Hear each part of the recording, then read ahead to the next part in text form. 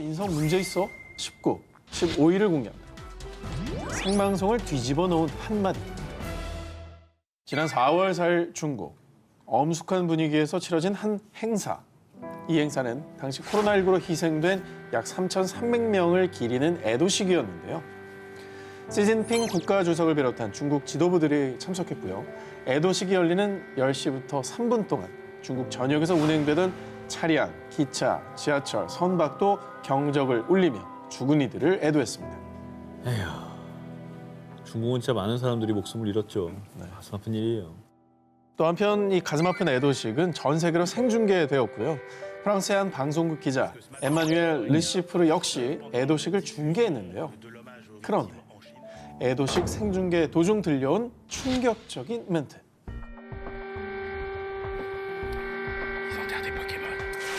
어머! 뭐라고? 아니야, 뭐라고 누가 속삭이는 소리가 들렸어. 그 들어간 거야. 뭔 포켓몬 그랬는데? 그들은 지금 포켓몬을 매장하고 있습니다.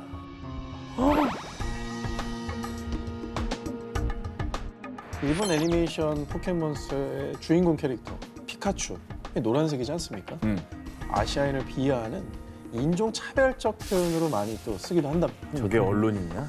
그 말을 입에 담지 말았어야 할 그 말을 중계 당시에 저렇게 한 거였죠. 언론이라는 사람이 3,300명에 대한 애도식 하는 도중에 저딴 썩은 사고방식을 갖고 있으면서 뭘 중계를 한다는 거예요 도대체. 코로나19로 안타깝게 세상을 떠난 이들을 향한 인종차별 발언에요. 프랑스 주재 중국 대사관에서는 우리는 모든 형태의 인종차별을 반대한다. 르시프르 기자 발언에 강력히 항의한다. 이렇게 즉각적인 성명을 냈고요. 그리고 온라인에는 해고 청원까지 등장했습니다. 한편 자신에게 비난이 쏟아지자 기자 르시프르는 본인의 SNS에요. 마이크가 꺼진 줄 알았습니다. 부적절한 발언을 한 것에 대해 사과드립니다. 앞에 말을 뺐어야지. 그렇지. 마이크가 꺼진 줄 마이크가 알았으면 해도 되냐? 그러니까 이거죠. 이게 해도 돼? 이해가 이런 바보들은 변명도 잘 못해. 해명을 못해. 그냥 차라리 그럴 자신이 없으면 그래. 입을 닫고 있으라는 거예요. 그래. 그냥 미안합니다만 하면 되는데 그래도 우리도 굳이 사족을 갖다 붙여서 본인 수준에 맞게 본인의 마이크를 영원히 꺼두시기 바랍니다. 인종차별 발언으로 인권을 짓밟고 무시한 프랑스의 르시프르 기자. 이제 사람들은 그의 보도에서 진정성을 느낄 수 있을까요? 너 인성 문제 있어 19, 14위 공개합니다.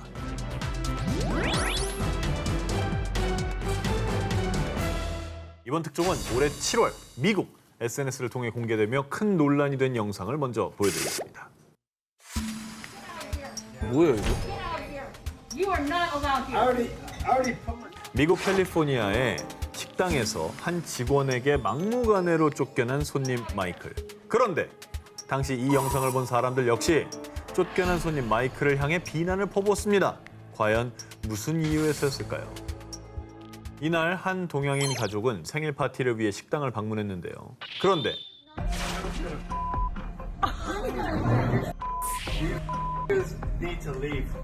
You're not talking to our guests like that. What's wrong with you?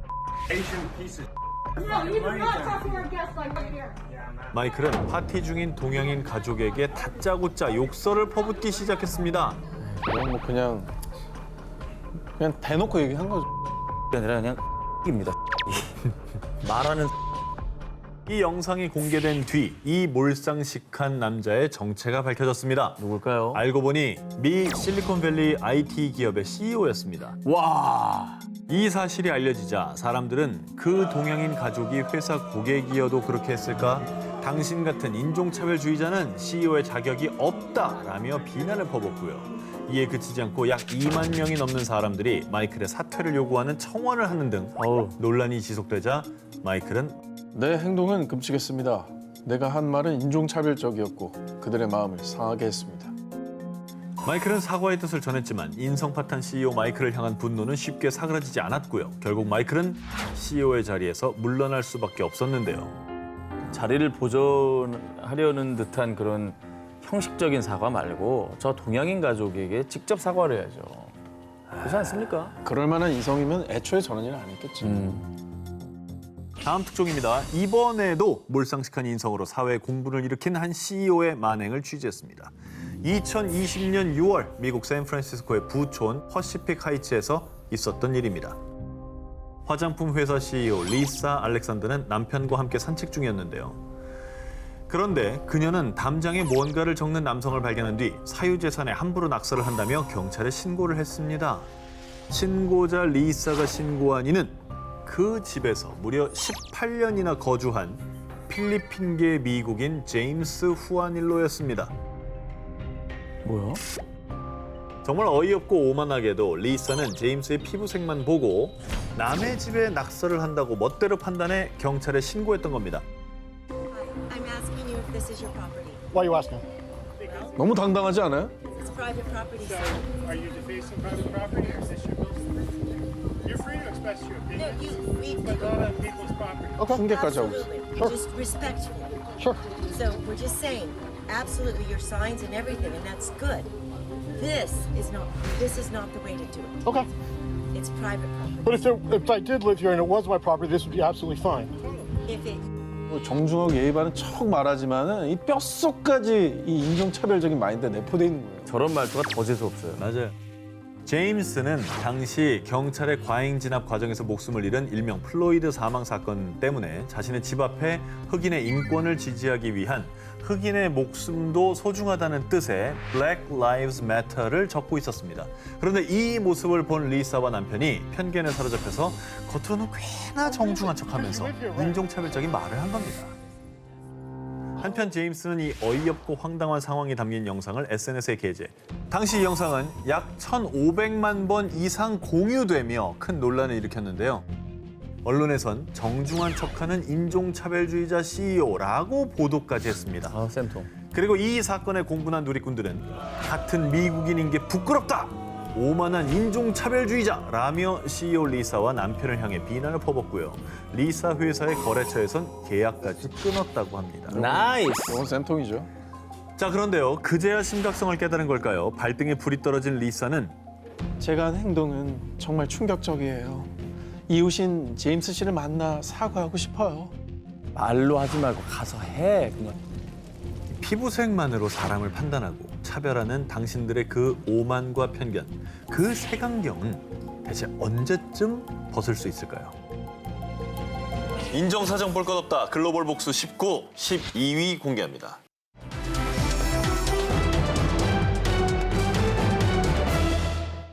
(2017년 6월) 미국 플로리다주 올랜도 지역의 한 도로. 그런데 과속을 하지도 않았고 교통 신호를 위반한 것도 아니었는데 교통 단속을 하던 경찰들은 갑자기 F사의 한 세단을 멈춰 세웠습니다. 차주는 한 흑인 여성이었는데요. 저 신분증 좀 봅시다. What agency you with? 신분증을 요구하면서 그녀에게 직업을 물은 경찰들. 그러나 그녀의 대답에 그들은 당황하기 시작했습니다. I'm the signature. Second. All right. I'm the signature. Oh my. 오, 그녀는 플로리다주의 검사 아라미스 아얄라. 추측컨대 흑인 여성이 F사의 세단을 몰고 가자 의심조로 그냥 불러 세운 것처럼 보였습니다. 저희는 항상 이렇게 조회를 한답니다. 혹시 도난 차량일 수도 있고요. 그 창문 썬팅이 좀 진하기도 하고 그래가지고요. 이 아라미스 아얄라 검사 또한 말도 안 되는 거짓말이라는 걸 알고 있었습니다. 왜냐하면 자신은 교통법규를 어기지도 않았고 차량 썬팅도 불법이 아니라는 걸 알고 있었기 때문이죠. 얼마나 더 잘 알겠어요. 더 잘 알지. 그러나 곧바로 아라미스 아얄라는 이 두 경찰이 자신을 불러세운 건 인종차별 중에 하나라고 판단했습니다. 당연하지. 그러니까 제대로 뭐 그냥 딱 걸린 거네요. 잘 걸렸지? 아, 잘 걸렸다고 볼 수 잘 있겠네요. 걸렸어. 그런데 아라미스 아얄라는 경찰의 어이없는 변명에 미소로 화답했고요. 대신 명함을 주실 수 있을까요? 왜 내 명함 왜 달라고 그러세요? 안 가져왔어요. 정말로 영상에 보면 실제로 안 주고 메모지에 적어서 메모지 뜯어줍니다. 이후에 이 어이없는 사건은 해당 백인 경찰 버디캠에 찍힌 동영상이 올랜도 경찰서의 너튜브를 통해 공개되면서 무려 200만 이상의 조회수를 기록. 그녀가 흑인이 아니었다면 차를 세우지도 않았겠지. 경찰이 핑계대려고 아주 애를 쓰네.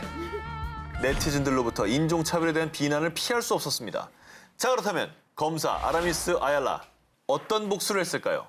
이 두 백인 경찰들에게 직접적인 조치를 취한 건 없었습니다. 그런데 이 사건과 관련해 한 언론사 인터뷰에서 이런 말을 전했습니다. 이 사건에 대해서 올랜도 경찰서와 공개적인 대화를 나눌 수 있길 바랍니다. 경찰청장 나오라 이거지. 개인의 문제가 아니라 경찰청장 나와. 내가 아마 네 서장하고 나오겠어. 나와. 지난 2017년 12월 미국 버지니아주에 있는 로널드 레이건 워싱턴 내셔널 공항. 부유한 사업가 에밋 워커는요. 자신의 37번째 생일 기념으로 도미니카 공화국 여행을 계획했습니다. 1등석 고객님 먼저 탑승하시겠습니다. 1등석 티켓을 끄는 에밋은 승무원의 안내에 따라 줄을 섰습니다. 그런데 갑자기 그를 불러세운 한 백인 여성. Excuse me, 저기요. 줄을 좀 잘못 쓰신 것 같은데 여기는 1등석 우선 탑승권 줄이라고요. 아시겠어요? 자, 이 여성은 에밋이 단지 흑인이라는 이유만으로 당연히 1등석 티켓을 살 돈이 없다고 판단한 겁니다. 아직도 저런 편견이 있고 선입견이 있구나. 그러나 에밋은 백인 여성의 이 무례한 발언에도 침착하게 대응. 여기 1등석 우선 탑승권 줄 맞죠? 제가 먼저 왔으니까 저 다음에 타시면 됩니다. 라면서 예의 바르게 말합니다. 그런데 이 백인 여성은 여기서 멈추지 않았습니다. 자신의 일행에게 아주 대놓고 저 사람 무슨 군인 특혜 같은 거 받았나 봐. 그래도 내 돈 내고 타는 우리가 먼저 좀 탑승해야 되는 거 아닌가? 비행기 티켓을 군대에서 지원해 준 게 아니냐며 쑥덕쑥덕댄 거죠. 가만히나 있지. 더 이상 듣고만 있을 수 없었던 에밋. 대놓고 인종차별을 한 그녀에게 한 사이다 멘트. 저는 군인은 아니고요. 그냥 돈이 많은 흑인이에요. 그러자 두 사람의 상황을 지켜보던 주변 승객들도 에밋에게 큰 박수를 보내왔습니다.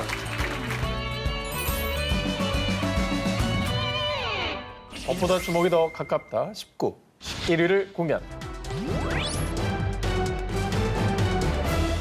자, 이번 특종은요. 사진 먼저 공개합니다. 아, 이분은 얼굴 보니까 저는 알겠네요. 기억이 나네요. 뉴스에 얼마 전 났죠. 네네네. 네. 자, 얼굴에 큰 멍이 든 이 여성은 미국 샌프란시스코에 거주하는 중국계 미국인 70대 여성 시에 샤오전인데요. 지난 3월 17일 오전 시에 샤오전 할머니는 자택 인근에서 산책을 즐기고 있었습니다. 그런데 어이, 거기 중국인? 한 남성의 목소리가 들려 고개를 돌린 그 순간 할머니 얼굴을 향해 갑자기 주먹이 날아갔습니다. 그렇게 무차별적으로 폭행을 당해 쓰러진 시의 할머니는 눈가에 피멍이 드는 상처를 입고 말았던 것이죠. 아휴, 정말. 저 나이 든 분들은 이게 맞은 것도 문제인데 저렇게 해서 넘어지다가 저 고관절 같은 데 부러지잖아요. 그거 굉장히 회복이 어렵습니다. 얼마나 놀라고 아프셨을지 가늠이 채되지 않는데요. 대체 왜 그런 짓을 저지른 겁니까? 예? 정신을 차린 할머니가 고개를 들었을 땐 한 백인 남성이 서 있었습니다. 자, 그런데 말입니다. 할머니는 곧바로 경찰에 신고를 한 게 아니라요. 주변에 있던 나무 막대기를 들어 자신을 폭행한 남성을 향해 곧바로 반격에 나섰습니다. 그리고 할머니가 휘두른 막대기에 흠씬 두들겨 맞은 남성은 결국 구급차에 실려갔습니다.